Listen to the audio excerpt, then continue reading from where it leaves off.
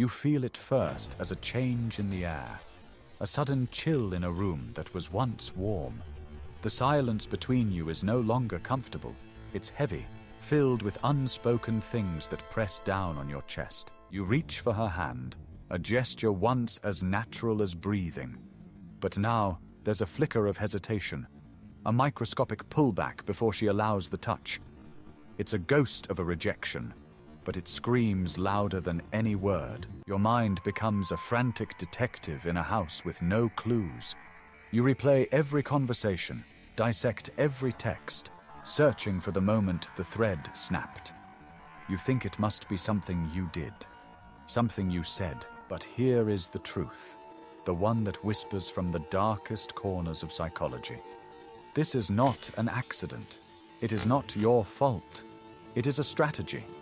A quiet, calculated demolition of what you thought you had. She is not ending things with a storm. She is ending things with a fog.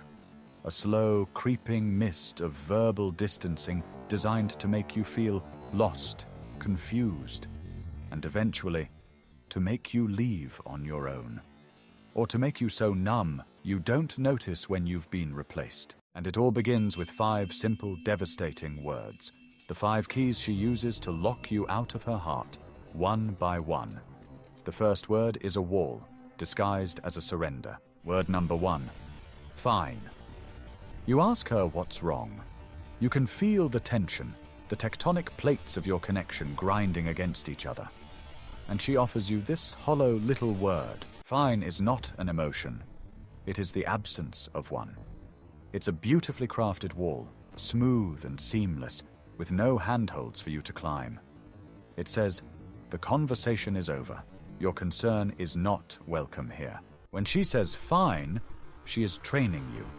She is teaching you not to ask, not to pry, because the space she is protecting is no longer for you.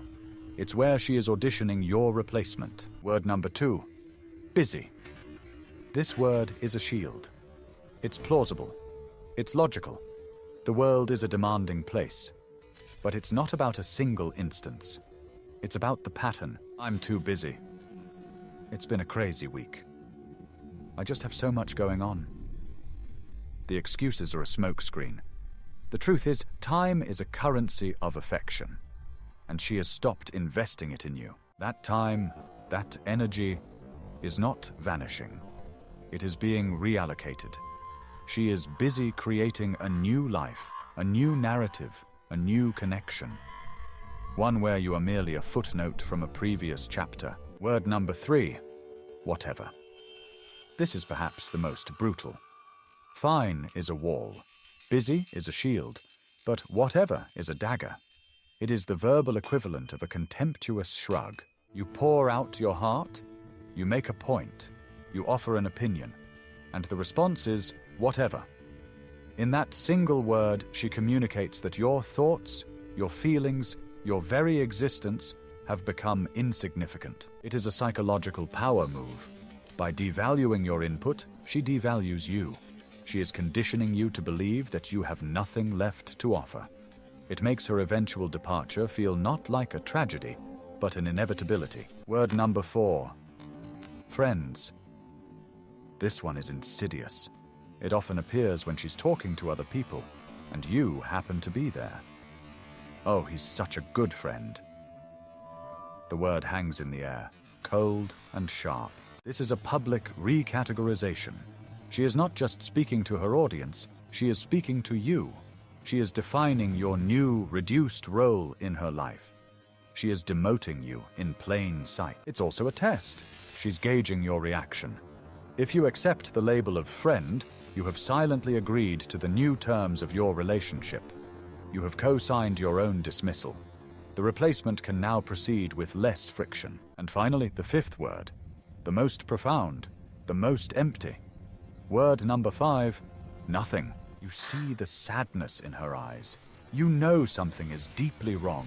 You ask with all the sincerity you have left, what are you thinking about? What's wrong? And the answer is nothing. Nothing is the final door slamming shut. It is a denial of access to her entire inner world. She is telling you that her thoughts, her worries, Her dreams are no longer any of your business. The space once filled with shared secrets is now a barren wasteland. And in that wasteland, she is planting a new garden with a new gardener. You are not even allowed to look over the fence. Let's call him the Marionette. He was a man who thought his strings were threads of connection, of love. He danced when she was happy. He sagged when she was sad. His world was the stage she built for him. His partner, let's call her the Weaver, stood above, in the shadows. For a long time, their dance was beautiful. But then, she began weaving a new tapestry, one that didn't include him. He asked what was wrong. "Fine," she said. And he felt one of his main strings, the one for intimacy, go rigid and cold. It no longer moved with warmth. It held him in a stiff, formal posture. He asked to see her. "Busy?" she replied. And he watched as the strings that allowed him to walk towards her, he cried out his pain, his confusion. "Whatever," she whispered from the darkness above. And the strings that controlled his voice, his expression, went slack. His painted smile drooped. His words fell from his mouth as wooden chips. To others, she called him her friend. A new label was painted on his small wooden box offstage, demoting him from lead performer to a dusty prop. He was part of the set decoration now. From the darkness of his box, he asked one last time, "What did I do wrong?" The reply echoed from far away, thin and final. "Nothing." And with that, the last string, the one of hope, dissolved into dust. For a long time, he sat there in the silence. A broken toy in a forgotten box. He believed he was worthless. He believed he was the one who had failed the performance. This is the final goal of this psychological game, to make you blame yourself. But then, something shifted. In the absolute darkness, without the strings to guide him, he was forced to find his own balance. He looked at his hands, not as tools for a performance, but as his own. He saw the snapped strings, the slackened threads, the cold iron rod. And he realized the strings were never love. They were control. The words were not explanations. They were weapons. This was not a tragedy. It was an escape. This is the revelation you must reach. The pain of being replaced is a fire that can forge you or consume you. These 5 words are not a verdict on your worth. They are a map to the exit you didn't know you were looking for. Do not beg for the puppeteer to pick up the strings again. Do not try to glue the shattered rows back together. Do not scream at the wall.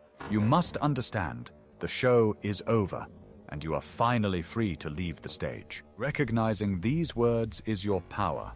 Hearing fine, busy, whatever, friends, and nothing is not a cue to try harder. It is your cue to walk away. Your value is not determined by your role in someone else's secret play. It is determined by your courage to walk off their stage and build your own world.